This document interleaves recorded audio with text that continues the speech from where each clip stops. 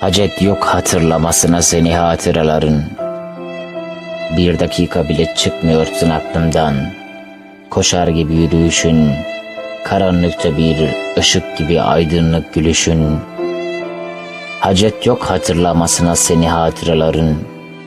Uzak uzak yıldızlarla çevrilmiş kainatın karanlık boşluklarında akıp giderken zaman.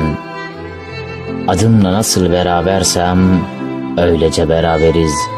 Seninle her saat, seninle her dakika, seninle her saniye.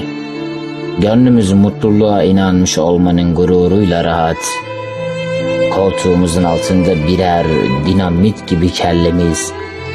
Ve sonra her zaman her ölümlüye aynı şartlar altında kısmet olmayan gerçekleri görmenin aydınlığı alınlarımızda.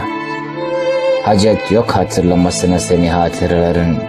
Sen bana kalbim kadar, elim kadar yakınsın.